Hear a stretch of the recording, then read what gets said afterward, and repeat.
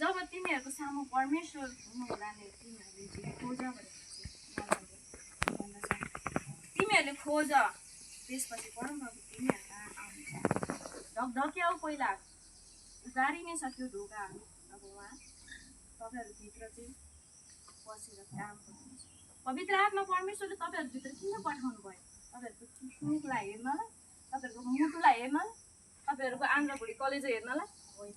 परमेश्वरले पवित्र आत्मा तपाईँभित्र यो कारणले पठाउनु भएको ताकि तपाईँको रहन सहन चालचलन व्यवहारमा राम्रो होउन् र पवित्र आत्माको सहायताद्वारा तिमीहरू असल मार्गमा असल बाटोमा हिँड्न सक भनेर नै परमेश्वरले पवित्र आत्मा चाहिँ हामीलाई दिनुभएको। हामीले पवित्र आत्मालाई दुखी तुलायो भने पवित्र आत्मा हामीले विश्वास गर्न सक्छौँ। दुःखको कुरो यो हो कि हामीले पवित्र आत्मालाई दुखी तुलायो हाम्रो जीवनमा काम गर्नु अनि त्यसपछि आशिष होइन श्राप आउन थाल्छ। हाम्रो जीवनहरू लाथालिङ हुन थाल्छ अनि हामीलाई यस्तो लाग्छ कि परमेश्वर पनि झुटो अनि त्यो व्यक्ति संसारतिर फर्कन्छ भने त्यो मान्छेले कहिले पनि उद्धार पाउँदैन। परमेश्वरको राज्य त्यस्तो व्यक्तिले कहिले पनि देख्न सक्दैन।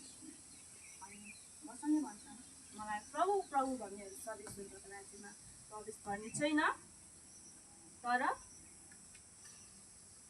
परमेश्वरको इच्छा पालना गर्नेले मात्रै स्वर्गको राज्यमा प्रवेश गर्ने सक्छ। परमेश्वरको इच्छा भनेको संसारमा भएको हरेक व्यक्ति लाटा लुला लङ्गडा रोगी बिमारी सबैको आत्माहरू चाहिँ परम प्रभुतिर फर्कौँ भन्ने उहाँको इच्छा छ।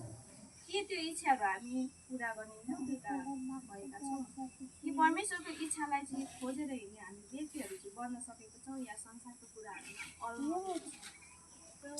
परमेश्वरको वचनले तपाईँलाई भन्छ समय हुँदा नि तिमीहरू होसियार रह, जागा रह, भ्रममा जागा रह। यसो प्रभुले आफ्ना चेलाहरूलाई पनि जागा रह भनेर प्रार्थना गर्नु जानुभएको थियो, तर तिनीहरू सुतिरहे। यसो प्रभुले आफ्ना चेलाहरूलाई के भन्नुहुन्छ? के तिमीहरू चाहिँ अहिलेसम्म पनि सुतिरहेका छौ? के तिमीहरू चाहिँ म चाहिँ 3 घन्टा एउटै प्रार्थना गर्नको निम्ति 3 घन्टा बिताइरहेको छु कि हे परमेश्वर पिता हुनसक्छ भने यो कचौरा मबाट हटोस् उहाँ प्रार्थना गरेर आउँदै गर्नुहुन्छ।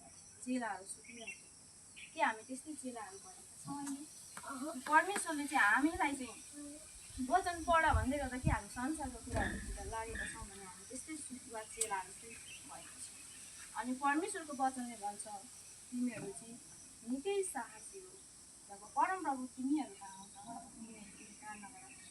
इजरायलहरूले परमप्रभुको हरेक चिन्ह चमत्कारहरू देखेका पनि उनीहरूको मनको युग परिवर्तन भएन।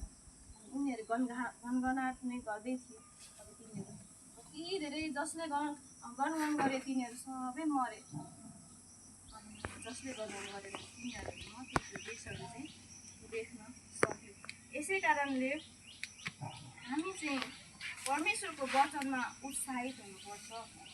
परमेश्वरको वचनमा चाहिँ हामी चाहिँ सधैँ अघि बढ्ने हुनुपर्छ कि हामी जवानहरू मतलब हामी बिहे नगरेको मात्रै जवान होइन, तर प्रभुमा जो अघि बढ्छ त्यो हो जवान।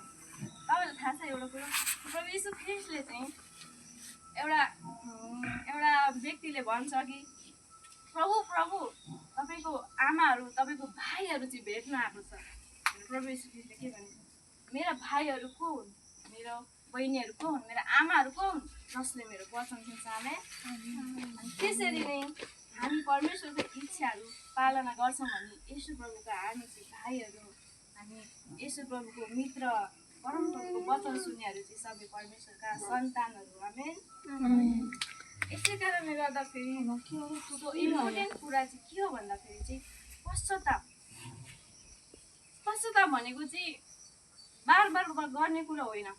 पश्चाताप भनेको चाहिँ एकैचोटि गर्ने कुरो हो।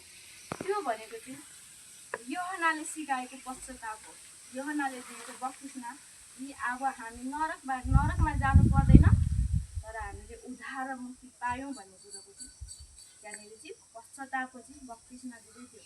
तर येशू प्रभुले दिनुहुने बप्तिस्मा चाहिँ त्यही हो, जब हामी दुःख कष्टहरू सहेर पनि परमेश्वरलाई इन्कार गर्दैनौँ भने त्यो चाहिँ हाम्रो चाहिँ पवित्र आत्माको चाहिँ के हो, बप्तिस्मा हो।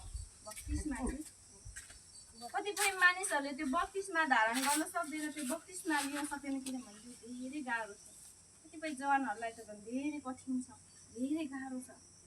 हामीलाई परमेश्वरको उपस्थितिमा रहनुभन्दा संसारको कुराहरूमा मन गएको कारणले गर्दाखेरि परमेश्वरको यो जुन यसो प्रभुले दिनुहुन्छ बत्तिसमा, त्यो चाहिँ एकदमै धेरै गाह्रो छ। तर पनि यसो प्रभुले के भन्नुभयो, मसँग सिक किनभने त्यो सजिलो छ र हल्का छ भनेर यसो प्रभु आफूले के गर्नुभयो, मसँग सिक भनेर भन्नुभएको छ। टाइम कति भयो? टाइम सकिन लागेछ। 5-10 मिनट तपाईँहरूले दिनु होला भन्ने चाहन्छु। यसै